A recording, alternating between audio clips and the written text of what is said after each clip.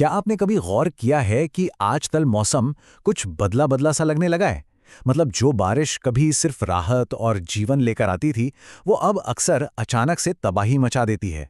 आज के इस एक्सप्लेनर में हम ठीक इसी पहेली को सुलझाने वाले हैं। हम मिलकर समझेंगे उस विशाल और अविश्वसनीय इंजन को जो पूरे भारतीय उपमहाद्वीप की जलवायु को चलाता है, और साथ ही उन गंभीर संकटों की भी बात करेंगे जो आज इस इंजन के सामने एक बहुत बड़ी चुनौती बनकर खड़े हैं। तो चलिए बिना किसी देरी के शुरू करते हैं। शुरुआत करते हैं इस चौंका देने वाले नंबर के साथ, 314। सच कहूं तो ये कोई मामूली सा नंबर नहीं है, बल्कि ये काफी डराने वाला है। साल 2022 में 365 दिनों में से पूरे 314 दिन भारत में कहीं ना कहीं एक्सट्रीम वेदर यानी चरम मौसम की घटनाएं देखी गईं। इसका सीधा सा मतलब यह है कि साल के लगभग हर दिन देश के किसी न किसी हिस्से ने बाढ़, लू, भयंकर चक्रवात या फिर सूखे जैसी जानलेवा स्थिति का सामना किया है। तो ये आंकड़ा देखकर मन में एक सबसे बड़ा और जरूरी सवाल उठता है कि आखिर उपमहाद्वीप के मौसम के इस इतने बड़े और विशाल इंजन को हो क्या रहा है? वो कौन सी चीज है जो सदियों से चले आ रहे मौसम के इस स्थिर पैटर्न को इतनी तेजी से बिगाड़ रही है? आइए सबसे पहले इस पूरी स्थिति को एक बड़े नजरिए से देखते हैं और बात करते हैं चरम मौसम के इस न्यू नॉर्मल यानी नए सामान्य की। हम अक्सर तापमान के आंकड़ों या बारिश के मिलीमीटर में इतना उलझ जाते हैं कि असली तस्वीर पीछे ही छूट जाती है। लेकिन स्क्रीन पर दिख रहे ये आंकड़े कोई गणित के सवाल नहीं है। ये जलवायु परिवर्तन की असली और भयानक कीमत है। लगभग 3,000 जानें गईं, 4,20,000 से ज्यादा घर पूरी तरह से मलबे में बदल गए और करीब 20 लाख हेक्टेयर लहलहाती फसलें बर्बाद हो गईं। और तो और 2024 की शुरुआत में ही 17 राज्यों में लू लगने से 733 मौतें दर्ज की गईं। ये सिर्फ नंबर्स नहीं हैं, ये सीधे तौर पर लोगों की जिंदगी से जुड़ा नुकसान है। अब इन विशाल बदलावों को सही से समझने के लिए हमें सबसे पहले इस क्षेत्र की जबरदस्त जलवायु विविधता को समझना होगा, और इसके लिए हम कोपेन के जलवायु वर्गीकरण का सहारा लेते हैं। तो ये कोपेन क्लासिफिकेशन आखिर है क्या? देखिए, ये एक ऐसा सिस्टम है जो पृथ्वी की जलवायु को अलग अलग श्रेणियों में बांटता है। और मजे की बात यह है कि ये सिर्फ गर्मी या सर्दी के आधार पर ऐसा नहीं करता। ये देखता है कि किसी जगह का औसत तापमान क्या है, वहाँ साल भर में बारिश कितनी होती है और वहाँ प्राकृतिक रूप से किस तरह के पेड़ पौधे उगते हैं। मतलब ये पूरी जलवायु को देखने का एक बहुत ही होलिस्टिक या समग्र तरीका है। अब इन विशाल क्षेत्रीय अंतरों पर गौर कीजिए। एक तरफ हमारे पास उष्णकटिबंधीय क्षेत्र हैं, जैसे पश्चिमी घाट, जहाँ बहुत गर्मी और भारी बारिश होती है। वहीं दूसरी तरफ थार का मरुस्थल है, जहां बारिश का नामो निशान नहीं और झुलसाने वाली गर्मी है। और इसी सेम जमीन के टुकड़े पर ऊपर की तरफ हिमालय और जम्मू कश्मीर की जमा देने वाली बर्फ और ठंड भी मौजूद है।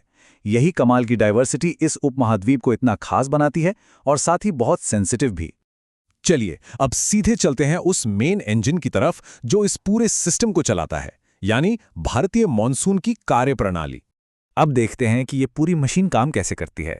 ये ना एक स्टेप बाय स्टेप प्रोसेस है। सबसे पहले गर्मियां आती हैं और ज़मीन समुद्र के मुकाबले बहुत तेज़ी से गर्म हो जाती है। इसके बाद ITCZ यानी वो जगह जहां हवाएं मिलती हैं, वो खिसक कर उत्तर की ओर आ जाती हैं। इस शिफ्ट की वजह से समुद्र के ऊपर से नमी से भरी हुई हवाएं तेज़ी से ज़मीन की तरफ खिंची चली आती हैं और आखिर में जब ये हवाएं पहाड़ों से टकराती हैं तो ऊपर उठने को मजबूर हो जाती हैं और फिर होती है भारी बारिश। सच में एक बहुत ही शानदार वायुमंडलीय मशीन है। और ये बात आपको हैरान कर देगी कि हमारे देश की पूरी सालाना बारिश का लगभग 75% हिस्सा, जी हां 75%, इसी दक्षिण पश्चिम मानसून से आता है। जरा सोचिए, पूरे देश के पानी की आपूर्ति का 3/4 हिस्सा साल के सिर्फ एक छोटे से सीजन पर टिका हुआ है। अब यहाँ पर एंट्री होती है अल नीनो और ला नीना की। ये दिखाता है कि कैसे दुनिया के दूसरे कोने में हो रही समुद्री हलचलें सीधे तौर पर हमारी फसलें तय करती हैं।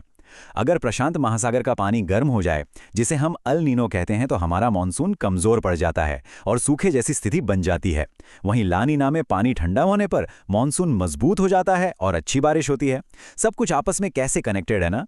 मानसून के इस इंजन से निकलकर अब हम अपना ध्यान भारत की 7,516 किलोमीटर लंबी तटरेखा की तरफ शिफ्ट करते हैं, जहां एक बिल्कुल ही अलग तरह का संकट खड़ा हो रहा है। इन दोनों नक्शों को ध्यान से देखिए। इनके बीच का जो कॉन्ट्रास्ट है ना, वो सच में डराने वाला है। बाईं तरफ जो आप देख रहे हैं वो लू यानी हीट वेव का खतरा है, और दाईं तरफ समुद्र के जल स्तर बढ़ने का खतरा।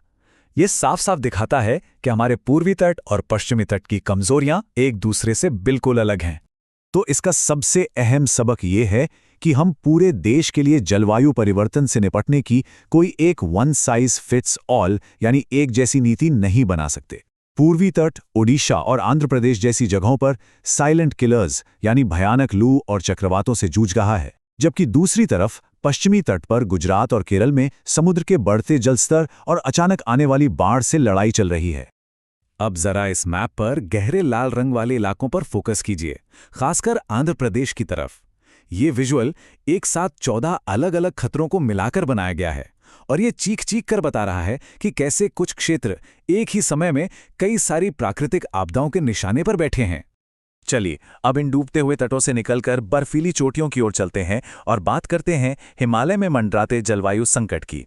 जरा इन अलार्मिंग आंकड़ों पर नजर डालिए। ये दिखाते हैं कि हिमालय का ये नाजुक इकोसिस्टम बाकी दुनिया के मुकाबले कहीं ज्यादा तेजी से गर्म हो रहा है। अनुमान है कि 2021 से 2040 के बीच यहाँ का तापमान 1.5 से लगभग 1.25 डिग्री तक बढ़ जाएगा।